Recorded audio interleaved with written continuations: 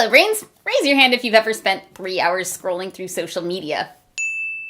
Raise your other hand if you ever actually planned to.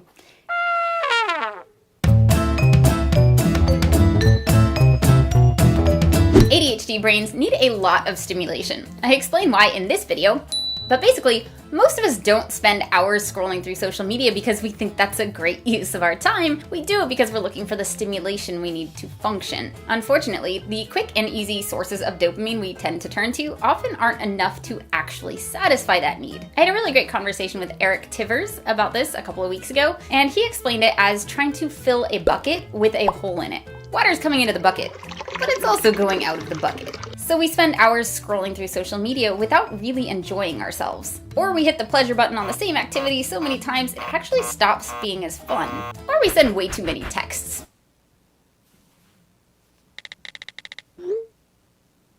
The obvious solution here is to do things that do give us the level of stimulation we need, that do fill our buckets. But making different choices requires figuring out what those choices are, weighing those choices, figuring out the steps involved, then initiating them, and because the more satisfying dopamine choices usually take longer to set up, being able to tolerate the distress of being bored in the meantime, which, when we're already low on dopamine, has a possibility scale ranging from maybe to nope.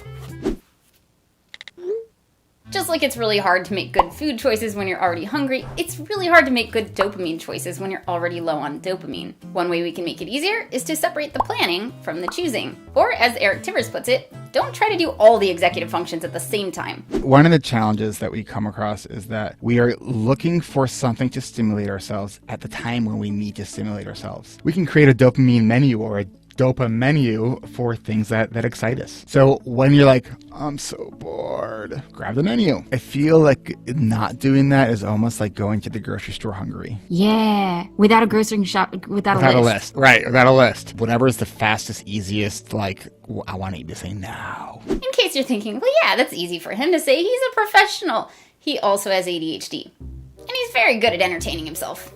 What do we do about how to... Wait, what do we do about what? I just had a thought. Would these tomatoes fit in my nose? Do you need a minute? There's a tomato somewhere on the floor of my office. And if I forget about it, it's eventually going to become a sun-dried tomato. Do you see my tomato? I don't see your tomato. Does anybody else see Eric's tomato? I love that I have clothes on my floor, and this is my office. Okay, hold on. Where's the tomato? So I tried it out. I made a dopa-menu based on his suggestions, and it was actually a really cool experience. I elaborated on the concept a bit based on my experience in restaurants working with actual menus, and then put it together in a handy acronym, DOPA. Here you go, the world's first video on how to create a dopa-menu in 4 steps. First, design your menu. To do this, Eric recommends thinking about things that you've done in the past that made you feel really excited or alive. And on the flip side, what your go-tos are when you're bored that don't actually make you feel great. You can design your menu however you want, but I split mine up into entrees. The activities that excite me and make me feel alive, like playing my guitar, or taking my dog to the dog park, going to the gym or yoga, spending quality time with someone, game nights with friends, making a TikTok video. Desserts. Things that are my go-tos that I tend to overdo it on. Things that don't really fill the bucket. Scrolling through social media, texting, spending time with someone who's not really present, ruminating, mindless eating, watching TV, playing video games by myself. Wow, I have a lot of these. I would like to point out that it's totally fine to eat dessert sometimes. It's just good to be aware of when that's what we're ordering, because if that's all we're eating, we're probably not gonna feel great. I also added appetizers, things that can give me a quick dopamine burst without sucking me in. So things like a minute of jumping jacks, or a cup of coffee, or setting a timer for 5 minutes on social media. And sides, things I can add to other activities to make them more engaging. So adding a music playlist, using a fidget, or making it more challenging. And I made a separate menu for specials, things like concerts that I might be able to go to occasionally but I can't do very often. Going on vacation, buying a new outfit. Once you have a bunch of options on your menu, omit any options that aren't realistic right now. You know what?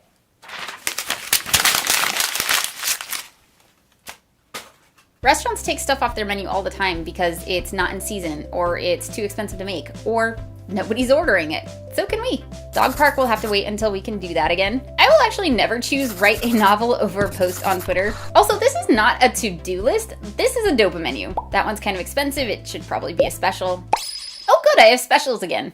The idea is whatever's on your menu should be something you'd actually order and something you can actually make. Once you've got your menu set, prep your ingredients. Restaurants know that when people are hungry, they don't like to wait, so they prepare everything they reasonably can ahead of time. We can do the same. After creating my menu, I set up a table for painting my minis so it doesn't take as long to get started. I put my guitar on a stand by the couch. When I'm done watching TV at night, I switch it to a YouTube workout video so that that's the first thing I see when I turn it on in the morning. And because I realized video games are only really satisfying to me when they're new or when I'm playing with a friend, I added to my video game budget so that I can try new games and occasionally buy one for a friend. I also created a few barriers to some of my go-tos that I would like to not go to as often. I put my phone charger where I can't reach it from the couch, I deleted Facebook from my phone, and gave my kitchen a covered charge. Before I can grab a snack, I have to roll a d20, and I do whatever exercise matches the number on the die. Basically, for the things you want to encourage yourself to do, decrease the number of steps involved. For any go-tos you'd like to go to a little less often, you can do the opposite and increase the number of steps. Finally,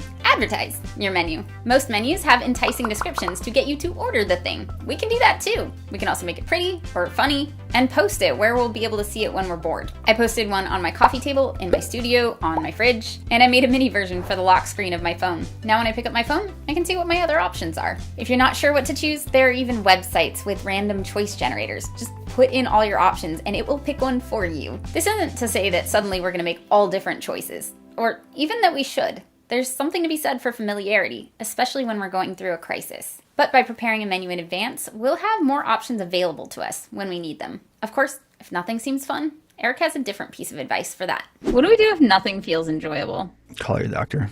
Maybe that's depression. So if it's the things that you once found enjoyable are not. I mean, it's also could be ADHD because you're just bored of the thing because you've already been doing this for a week and I need something new now. How do you know the difference? I think you feel it physically when it's depression. That's it for this video. Let us know what you think in the comments below and share any ideas you have. If you do design a menu, post it on Instagram and use the hashtag BrainTasticTuesday. It's where we're starting to celebrate all of our achievements. Thank you to my brain advocates and all my Patreon brains for helping us hit our next goal. Like, subscribe, click the bell if you want to be notified the next time we post, and I will see you next video. Bye, brains!